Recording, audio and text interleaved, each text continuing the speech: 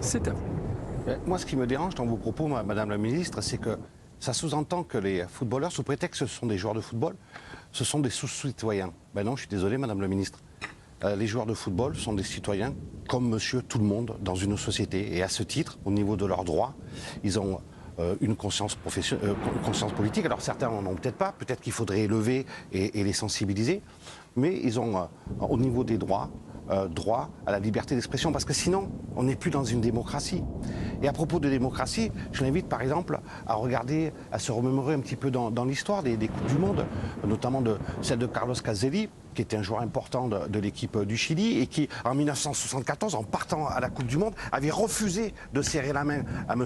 Pinochet. Vous vous rendez compte des conséquences politiques pour lui, parce qu'il voulait dénoncer l'assassinat des jeunes communistes dans les geôles. On peut aussi raconter à Madame la Ministre, et que je l'invite à relire la biographie d'un joueur comme Socrates, la démocratie corinthienne, au moment où c'était le plus fort de la dictature des généraux au Brésil, ou un peu plus proche de chez nous, au niveau des droits des footballeurs, l'action de Jeanne Anjoela et de Juste Fontaine, comme il fait un esclavagisme moderne des footballeurs en imposant le contrat à temps. Enfin, vous voyez, il y a plein d'histoires comme ça qui montrent que les footballeurs ne sont pas que des joueurs de football, ce sont aussi des citoyens. Alors vous avez raison, Madame la Ministre, ce ne sont pas des hommes politiques. Mais alors moi je vous pose une question, puisque vous êtes une femme politique, vous étiez où en 2018 ? Vous étiez où en 2018 quand, par exemple, les Danois, qui nous donnent des grandes leçons sur les droits de l'homme, sont allés jouer à Saransk contre le Pérou. Saransk, vous savez, c'est la ville d'adoption en Moldavie de Gérard Depardieu. Et c'est là, c'est une particularité, cette ville, ça abrite encore toutes les prisons politiques de M. Poutine. On n'a pas entendu les Danois, on n'a pas entendu tous les hommes politiques s'élever comme ça. Et il y a 12 ans, quand il y a eu l'attribution de la Coupe du Monde, c'était la faute des footballeurs ? Non, c'était la faute des politiques. Parce que les politiques, à ce moment-là, vous aviez que, Madame la ministre des Sports, comme vos confrères internationaux, vous élevez en disant non, on ne va pas envoyer nos footballeurs jouer au Qatar parce que les droits de l'homme sont bafoués. Alors je trouve que c'est un peu trop facile de toujours ramener les footballeurs à leurs conditions en disant joue et tais-toi. Non, ils ont le droit de jouer, mais aussi de s'exprimer. Ok, bah, c'était la mise au point de Bernard Léonce. Est-ce que vous voulez intervenir derrière cette intervention extrêmement nourrie et précise de Bernard Léonce? Ça vous avait choqué, vous, cette sortie, Eric? Alors, moi, la sortie ne m'a pas choqué. Tout l'argumentaire de Bernard me convainc à 100%, mais en même temps, je ne suis pas choqué. C'est-à-dire, ce qui m'aurait vraiment choqué, c'est si la ministre avait dit aux joueurs, allez-y, exprimez-vous, vous devez être les porte-parole justement en tant que citoyens et représentants de la démocratie, représentants de toutes les valeurs qui font notre civilisation. Là, il y aurait eu un véritable dépassement de fonction et il y aurait eu quelque chose qui aurait été bien plus choquant, puisque ce sont, et comme l'a dit fort justement Bernard, ce sont les politiques qui ont laissé et qui ont accepté que cette Coupe du Monde se tienne. Quand elle a été attribuée, on avait toutes les raisons du monde de pouvoir à ce moment-là, au niveau politique, se lever contre cette décision et envisager peut-être de remettre en cause ce vote. Malheureusement, ça n'a pas été fait. Donc aujourd'hui, les footballeurs font ce qu'ils veulent, mais quand elle leur dit qu'elle ne leur conseille pas de parler, ça ne veut pas dire qu'elle leur réinterdit de parler. Qui est-elle et qui serait-elle pour leur interdire de parler? Je pense qu'elle donne un conseil assez sage, parce que le problème, c'est un problème politique et c'est pas un problème sportif. Donc que les footballeurs aillent à la Coupe du Monde pour jouer au foot, ça me choque pas. Et non, en plus, ce qui est bizarre, c'est son argument. La ministre, elle dit les footballeurs ne sont pas des diplomates du Quai d'Orsay. Alors s'il n'y a que les diplomates du Quai d'Orsay qui peuvent s'exprimer sur les questions géopolitiques, que ne l'ont-ils fait sur ce dossier-là? Déjà, on ne les a pas beaucoup entendus. Puis ensuite, si à chaque fois il faut être spécialiste du sujet pour s'exprimer, on va pas souvent s'exprimer. C'est le principe des Français d'avoir une opinion sur tout, d'avoir une opinion sur des débats, y compris parfois une mauvaise opinion. Et moi, j'ai envie d'entendre Raphaël Varane, Hugo Lloris, Antoine Griezmann sur ce qui se passe au Qatar. Soit ils savent pas, soit ça les intéresse, soit ça les intéresse pas. Et je trouve que sans les juger, c'est intéressant d'avoir leur opinion. Les joueurs de l'équipe de France, Johan Micou, ne sont pas des hommes politiques. Ils sont là pour jouer, nous dit le ministre, élever leur niveau de conscience, ça me semble souhaitable, mais sans leur en demander trop. Ça paraît, alors cette parfois... phrase est terrible. La dernière... mais moi, je trouve ça très condescendant et très malvenu, cette dernière phrase, parce que ça veut dire qu'en gros... tape dans un ballon.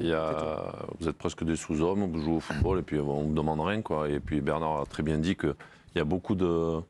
pas de révolution, mais il y a beaucoup de choses qui ont été bousculées par notamment des sportifs et des footballeurs et qui ont fait avancer les choses. Donc Maintenant, après, on va nous parler pendant 2 mois de cette histoire de boycotter, pas boycotter à un moment donné.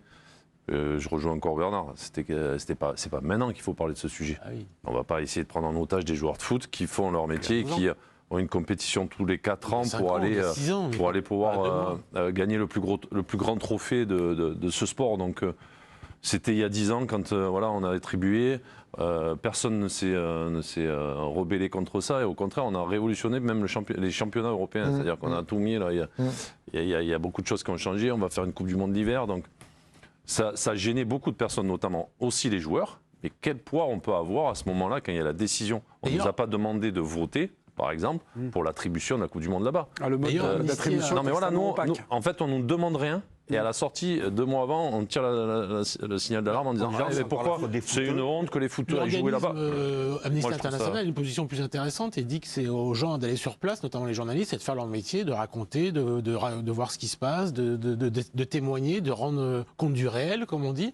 Et c'est beaucoup plus intéressant d'aller porter la plume dans la plaie, comme disait Albert Londres, pour voir ce qui se passe au Qatar, ce qu'on pourra voir, parce que peut-être qu'on nous cachera des choses, mais on va essayer de voir. Il y aura beaucoup de journalistes, et donc je pense qu'on en saura beaucoup plus sur ce pays après que le boycotter. Tu crois, toi? Non, tu crois que pendant un mois, ils vont pas essayer d'être parfaits pendant un mois? Pas de décalage? Mais bien sûr, ça va être comme ça. On trouvera peut-être des gens qui nous raconteront que ce qu'ils ont fait là, c'est caché. Je suis pas sûr que tu les trouves. Mais tu sais que la presse anglaise a travaillé sur ce dossier. Notamment. Et le Times et d'autres, le Guardian, il y a eu des dossiers sur la décennie. Dieu sait qu'ils ont bossé et Dieu sait qu'ils ont enquêté, qu'ils sont allés sur place et qu'ils ont sorti. C'est eux les premiers qui sortent les documents sur le nombre de morts au Qatar. Est-ce que ça a changé quelque chose? 6500. Mais est-ce que ça a changé quelque chose? Ça compte de y aller pour témoigner. Mais je ne dis pas que ça ne compte pas. Je dis que c'est une illusion de penser que pendant la Coupe du Monde vont sortir des éléments qui malheureusement depuis des années sont sortis et ça n'a pas bougé. Ça met la lumière. Ouais, mais ça met effectivement la lumière pour la Coupe du Monde 78 en Argentine, en pleine dictature. Donc il y avait ça aussi. Et puis tout le monde s'est réveillé 2-3 mois aussi avant. Mais du coup... Parce que le coup d'État était juste une année avant, le coup d'État de Videla. C'était en 77, c'était pas 12 ans avant. Oui, d'accord, mais aussi. Mais du coup, surtout qu'on était moins formés à l'époque, tu savais pas qu'il y avait des gens qui étaient torturés, qui disparaissaient, qui étaient jetés des hélicoptères, que tous les étudiants, enfin machin, comme toutes les dictatures en Amérique du Sud d'une manière générale. Donc, ça avait éveillé beaucoup de conscience déjà, et ça a mis la lumière sur certaines choses. Mais la différence, c'est qu'aujourd'hui, la lumière a été mise depuis 10 ans, contrairement à ce qui s'est passé en Argentine, où la lumière n'avait pas été mise. Peut-être pas depuis 10 ans quand même, si. Enfin, dans un milieu un petit peu autorisé, entre guillemets, il fallait aller chercher. Là, ça n'arrête pas. Concluez. Juste une petite parenthèse, parce qu'on va voir jouer la Hongrie, le gardien Gulácsi. En Hongrie, le président Orban, il ne conseille pas à ses joueurs. Il interdit à ses joueurs de parler de politique.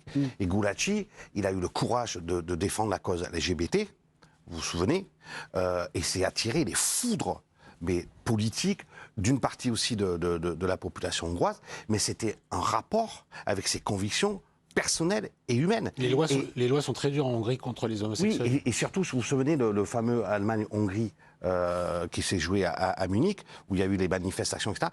Gulácsi, lui, il était joueur. Il est joueur. Et il a défendu cette cause pendant très longtemps. Non, mais des causes comme ça, que ce soit en football ou que ce soit dans d'autres sports, parce que d'une manière générale, le sportif, voilà, il fait son sport, etc. et tout. Mais tu en as 10 000 et qui demandent un courage extrême. Tu vois, donc ça veut dire qu'elle est ministre des Sports. Et qu'elle ne connaît pas les bases un petit peu avant de se renseigner, quoi. Tu vois, même si c'est vieux, Mexico 68, Tommy Smith, Carlos, enfin, je veux dire, c'est quelque chose d'énorme, le poids levé, et ils l'ont payé. Très cher. Très cher. Tu vois, là où aller, elle, dans un... Et c'est faire passer, effectivement, les sportifs pour des demeurés, quoi, complets. Alors, bon, après, ils sont jeunes. Tu n'as pas une conscience politique comme ça, 21, 22, 23 ans, tu as été un peu cloisonné. C'est pas facile, je reconnais. C'est à eux de sentir ceux qui veulent prendre position de le faire, d'autres. Mais là, bon... On va s'en occuper, nous. On l'a bien géré jusqu'à maintenant. Laissez, on va le faire. C'est sûr.